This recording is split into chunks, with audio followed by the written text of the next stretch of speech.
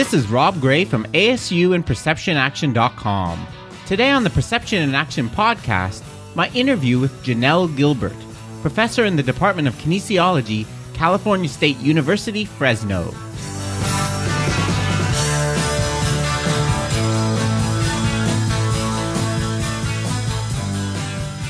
Hi everyone, welcome to the Perception in Action podcast, where I discuss how psychological research can be applied to improving performance, accelerating skill acquisition, and designing technologies.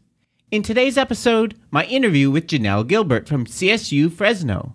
Jenelle received a PhD in sports psychology from the University of Ottawa and is a certified consultant of the Association for Applied Sports Psychology. In the interview, we discussed the importance of mental skills training in sports and beyond, her concept of the psychological uniform, using a game plan format to teach mental skills, and her recent research looking at the stressors faced by coaches. Hope you enjoy!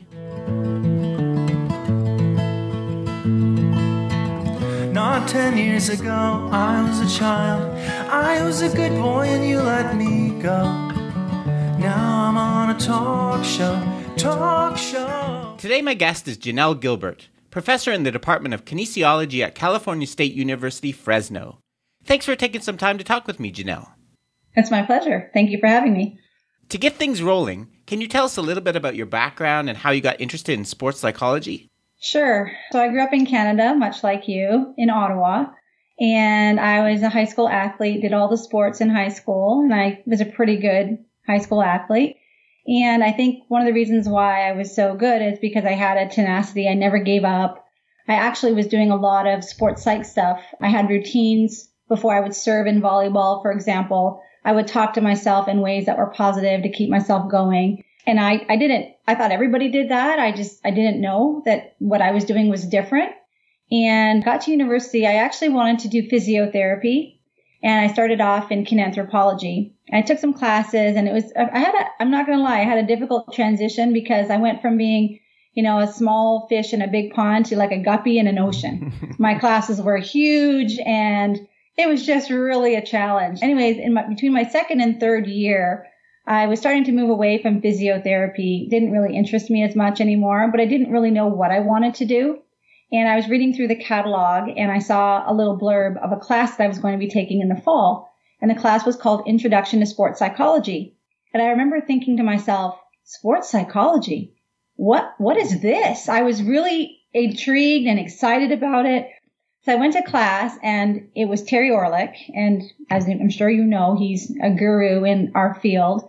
And after about the first week and a half, maybe the second week, I kind of stalked him after class and I said, okay, how do I do what you do? I love this. This is fantastic. This is my thing. I found it. I'm here.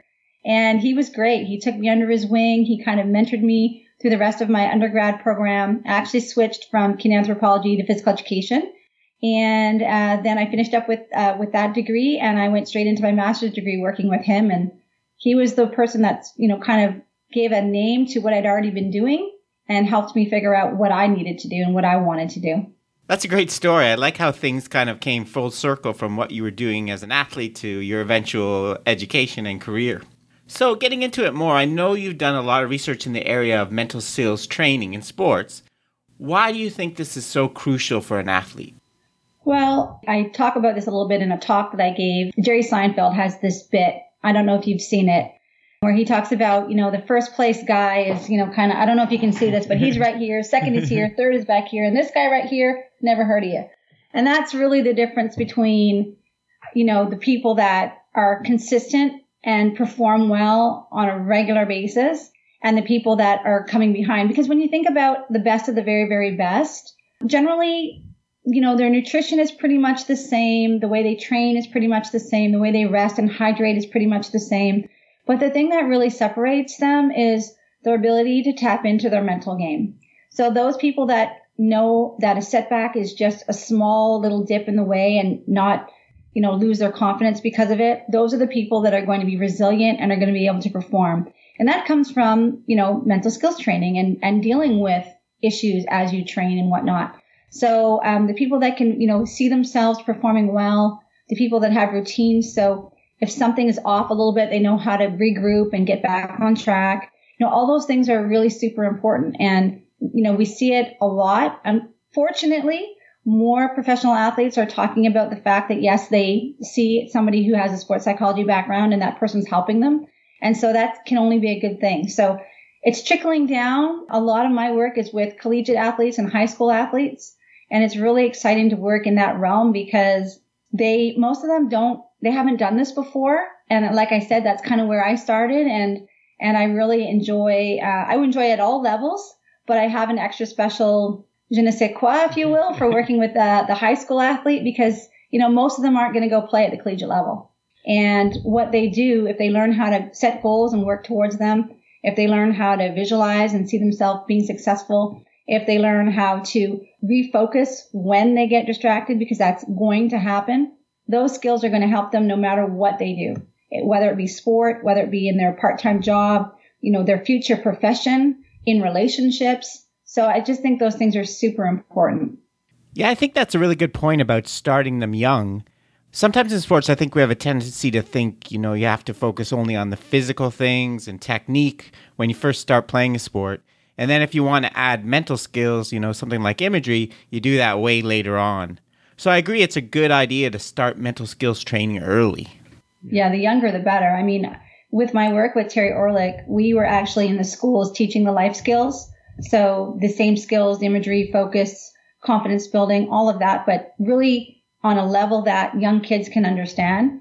And we were in classrooms as young as junior kindergarten.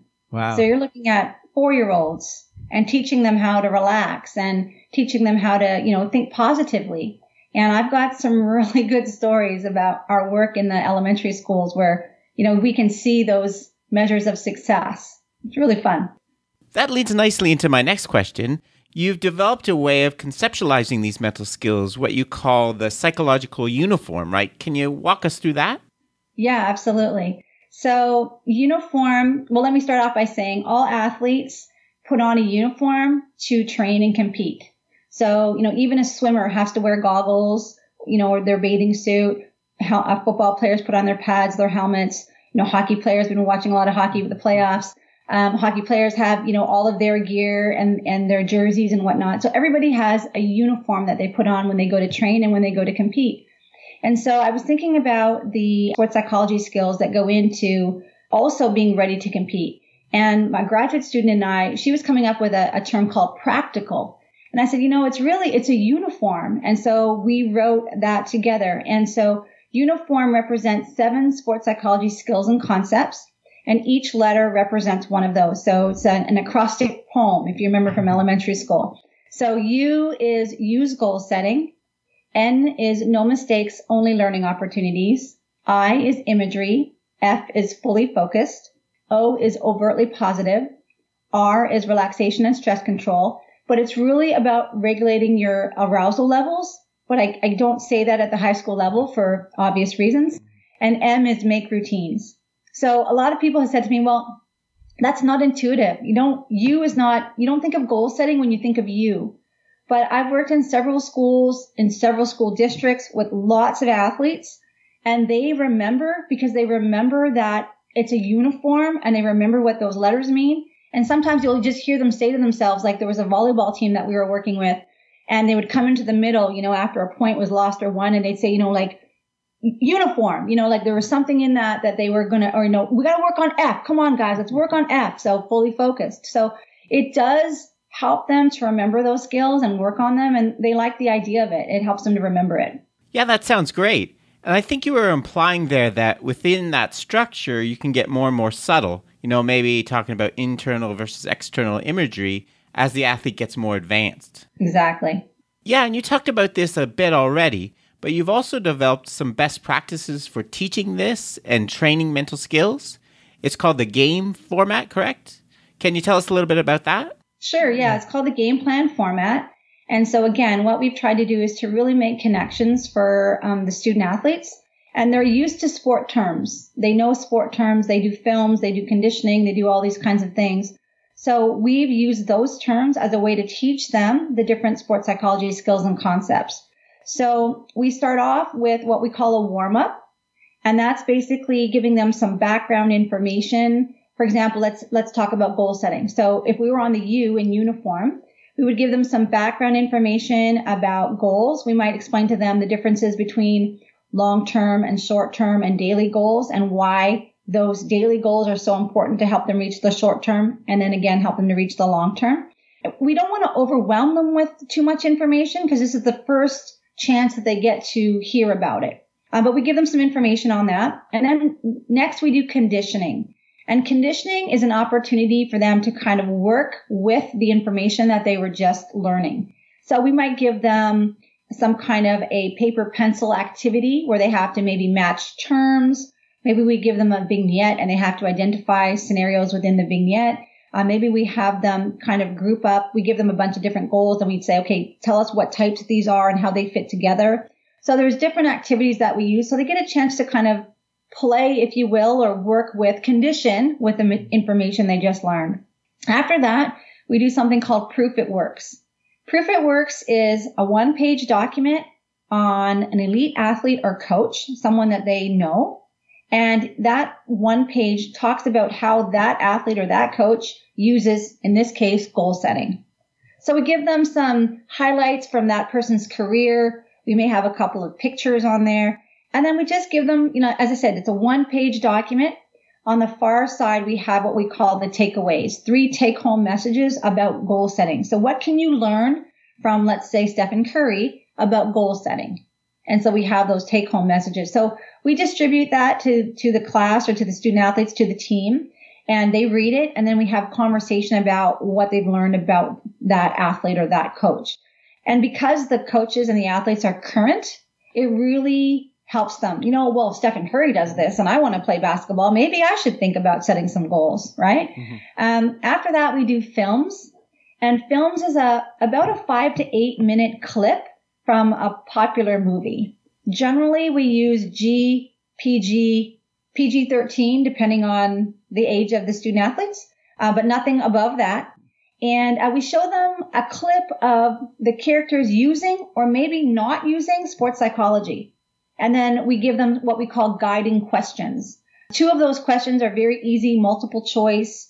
You really just have to watch. You don't have to think too much to get those ones right.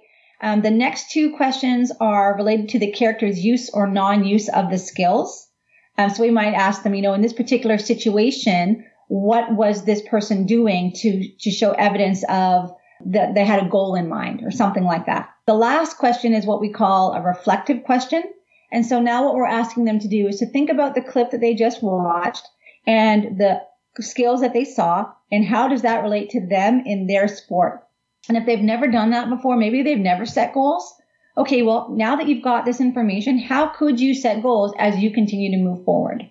So we try to meet them where they are. They're never shamed for not doing something because everybody's at a different place in their journey and we want to make sure that it's very positive. After that, we do what we call practice. Practice is really a homework assignment, but we do not call it homework. We learned very early on that is a super big turnoff. So we call it practice. And again, that's a sport term that they can relate to. So it's just a one pager, but the idea of this is they do it away from the team setting. So it's a chance for them to kind of review the material on their own. And they're supposed to bring it back the next time the group meets and turn that in. So that's, if we were doing this in a twice a week format, everything that I just shared with you, warm up, conditioning, Proof It Works, films, and practice is all done on the first day. So if you do it in that format, it's about 45 to 60 minutes, depending on how much conversation or discussion you have with your athletes. The second day, we start off with Chalk Talk. So Chalk Talk is a review of what they've already done, and we may give them a little bit more information. So let's say, again, back to goal setting. So we've talked about short-term and long-term and daily. In the Chalk Talk, we might now introduce, okay, what about process, performance, and outcome goals? We might talk a little bit about that. Or we might talk about the fact that when you're writing your goals, you really need to document them. And here are some ways to do that. So we give them a little bit more information than what they've already received, but we also review what they've already done. After conditioning, this is by and large the most favorite part of the entire game plan format because it's the game. And the game is a physical activity experience for them where they get to compete using whatever they've learned. So one thing I didn't mention is that generally we have, like, say we have a team of soccer players, like a soccer team. We would divide that team into smaller teams within smaller units. So maybe they're 4 or 5 per team. So when we do the game, that group competes against the other teams within the main team. So we might have 4 teams, for example, of 4 athletes, and they compete against each other during the game. They love this. The key, though, that I always tell them is that this is not just play. It's play with purpose. So we are, again, going over the skills. We're trying to help them make those links. So what we've done in the classroom, what we've been talking about, you need to apply it now in this game situation. And then at the end, we debrief, okay, well, this was kind of an artificial lab type setting, right? How do you take these same skills and use it when you're on the soccer pitch? How do you do this when you're on the baseball diamond? And so on. After that, we do the quiz. Oh, sorry. You know what? I mixed this up. My apologies. What I just shared with you is called the drill. And what I'm about to share with you is called the game. I apologize for that. So the drill is the physical activity fun part. The game is the 10-point quiz. And the 10-point quiz is, again, if they've been paying attention, if they've been participating, they should have no problems receiving a high mark on that, an 8, a 9, or a 10. Again, this is not to highlight what they don't know, but rather to reinforce what they do know. And so, again, we have that kind of a context. And then we finally end up with what we call the playbook. And the playbook is a reflective journal entry. Again, so we kind of get them to think about, okay, what have you learned over these 8 activities that you've done? And what can you take away and apply as you continue to move forward in your sport and in life? So we always are emphasizing that these skills are not just for sport. They're for your work in the classroom, your part-time job, your volunteer experiences, whatever it is you've got going on, you can apply these same skills in that context and as well in every other context. Yeah, there were a couple things that jumped out at me there when you were describing that. One is you're really focusing on teaching them why they're doing all these different things. The other is it seems like you're almost equipping them to be their own sports psychologists, right? Being very reflective and metacognitive about all these processes. Putting yourself out of business in a way, I guess. Yeah. I think that's really important. The other thing I wanted to ask is, do you kind of track how well athletes improve at doing these various mental skills? Yeah, that's a really good point. So when we've been able to do some studies, what we've done is we've taken some pre-intervention measures. Most importantly, we've used the test of performance strategies. It's a measure where we can measure them on a lot of different areas, like focus, self-talk, a whole bunch of different ones. So we take some before intervention measures. After we do the intervention, we give them that same test of performance strategies. And that tells us, have they had any changes in their use of those strategies? And, I've gotten some comments from reviewers. Well, just because they use them doesn't mean they learn them. Okay. But probably if they're using them to a more strong degree, there's probably some learning going on there. So we have seen an increase in their use of skills, for example, relaxation skills, imagery skills, etc. Now, one thing we don't know is the quality of the relaxation or the quality of the imagery. I haven't tested that, but I am excited about the fact that they're using it more, because if they're using it more, theoretically, the quality should improve. So I'm very happy with that. My most recent study, as it relates to this, is we did a 4-week follow-up to see, okay, so we tested you before, we're going to test you after, and we're not going to do anything for 4 weeks, and then we're going to see where you are with your skills to see if those skills are sustainable over time. Because as you say, we want them to be, they need to be aware of their own processes, because we're not going to be in the field with them all the time as sports psychology professionals. So the good news was we had a lot of carryover from that 4-week gap. So they were still using the skills, and these are high school athletes. Now they're high school varsity athletes, so it's true that they're a little bit more cognitively mature, but the results were there. So I was very excited about that. That article is published in the Sports Psychologist. That's great. I'll keep a lookout for that. I guess the last question I have on the topic of mental skills, you already addressed this a couple times, but maybe you could talk about it a bit more.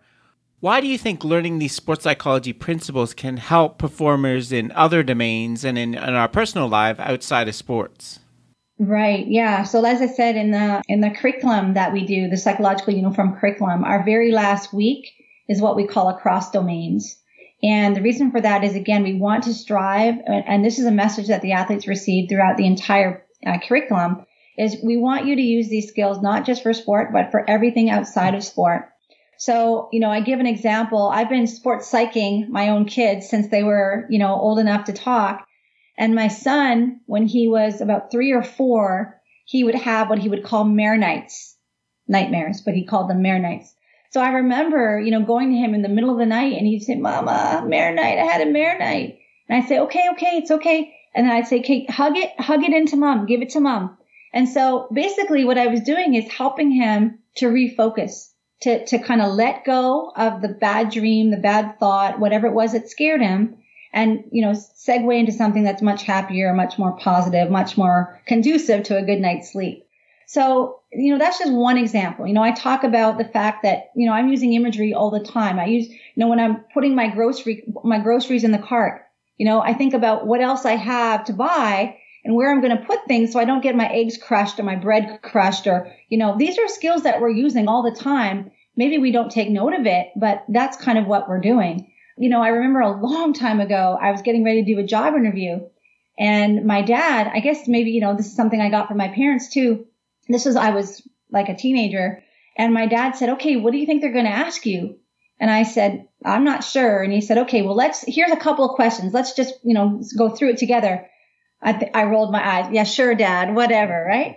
But guess what? I had the best interview ever because I felt confident. I felt like I had I'd simulated that experience.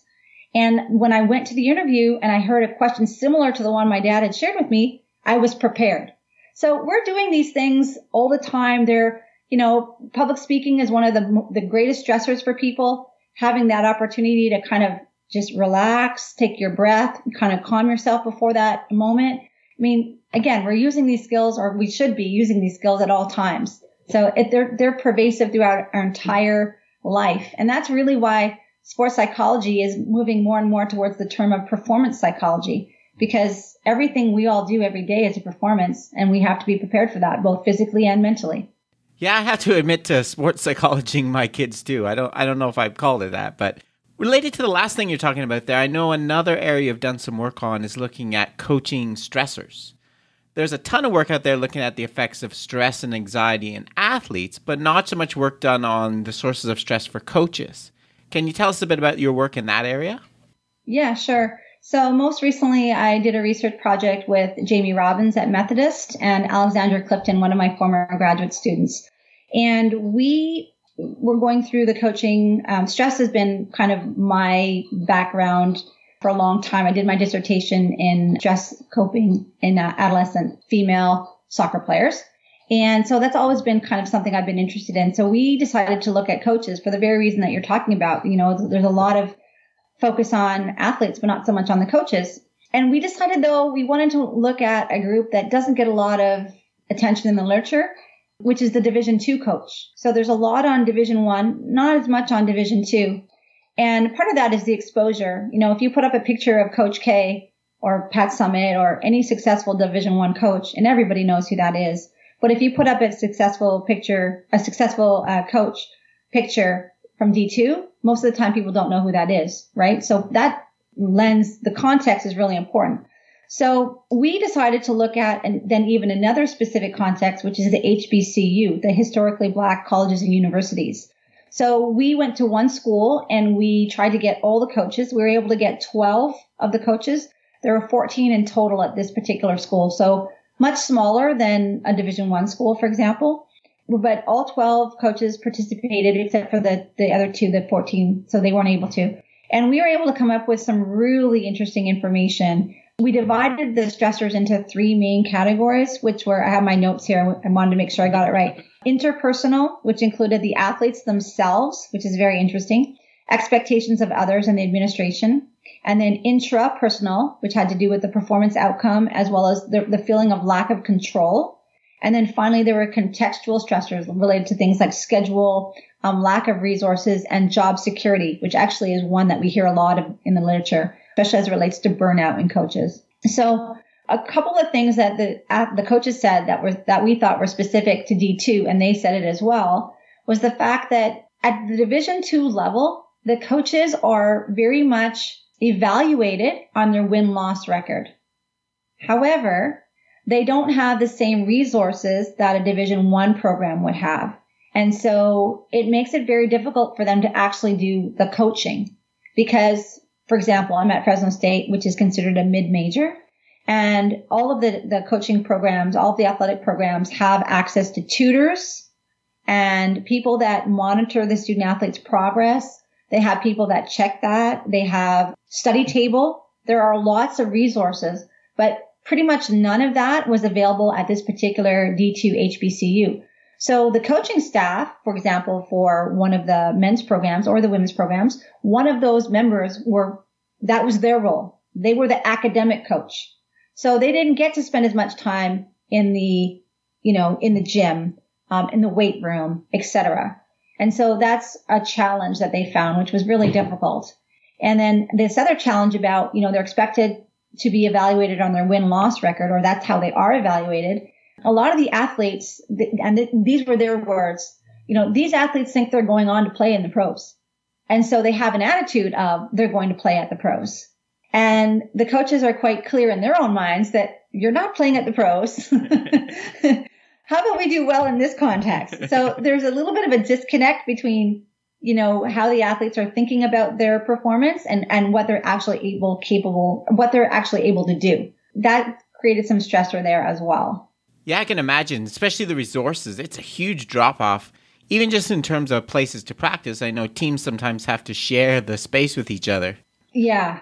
I remember one of the coaches talking about the fact that they had to go to play at an away game, and they wanted to leave the one day, stay overnight, play the game the next day, and come home after the game. And the athletic director said, there's no budget for that. You can't do that. So they had to drive there that day, play the game, and come back in that same day. And so, it didn't go very well. The coach wasn't very happy. And again, but they're evaluated on how many wins and losses they have. They talk about they don't have a budget for recruiting. It's very difficult. So it's a difficult situation to be in, for sure. Yeah. And so in your research, did you identify some coping strategies and ways we can help coaches reduce these stressors? Yeah. Well, one of the things that they talked about, because we asked them about that, how do you cope, with all of these situations? And one of the things that they said they try to do a lot of is kind of modify their perspective. So, kind of go back to the mission. So if the mission of the university is to develop people, and we see this a lot, in the Division II, Division I as well. We should be developing people. And so they kind of go with that. It's about building these relationships. One of the coaches, he was a football coach, and he talked a lot about the fact that, he's here to develop young men. Hopefully they win, and they want to win. It's not that they don't want to win, but ultimately his goal is to develop young men that are going to be leaders in the community. And so if he was able to kind of take that perspective, some of those other stressors weren't as stressful. They also talk a lot about, talking with others, whether they be colleagues, family members. Venting was also part of that. So just kind of letting off the steam. These particular coaches, many of them were Christian. So they talked about using their faith, praying, kind of giving it to God, letting go. One coach was very funny, and this is a quote, "God bless ESPN," because that's what he did to kind of turn off and let all that stuff go.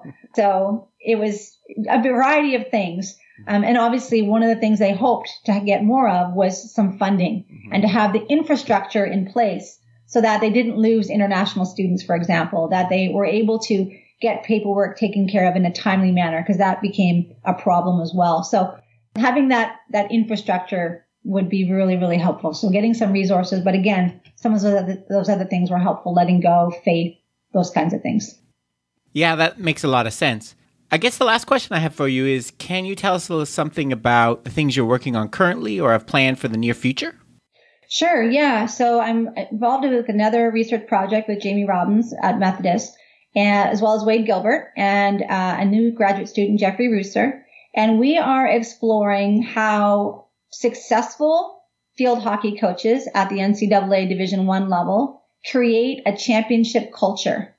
So we've interviewed, I think it's 10, I'm trying to remember, a number of coaches anyway, from different programs that have been successful. And when I say successful, I mean multiple conference championships, several Final Fours, some national championships, natties as they refer to them. So very, very successful coaches, and trying to kind of understand what it is they do or don't do.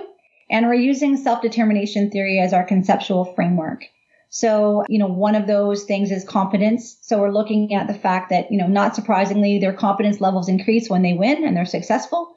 We're also looking about that relatedness piece. And one of the things that's kind of coming through loud and clear for me as we look at the data is that they try really hard to, most of them, they kind of meet athletes where they are. So if the athlete wants that personal relationship with them, they're willing to go, they put the work in. But if the athlete is kind of like, nah, I'm good, you're my coach and I'm the athlete and we don't need to be any more than that, then the coach is okay with that too. The more successful ones is that what we're hearing. The other piece is autonomy. And what we're finding is it's really neat. These coaches, a lot of them, not all of them, but some of them, we have a phrase for it. It's basically they give them choice within limits. So they say, okay, well, you need to be in here, but if you're here, it's okay as long as you're in this circle. You know what I mean? Mm-hmm. So it's a really neat kind of process. They try not to micromanage at all.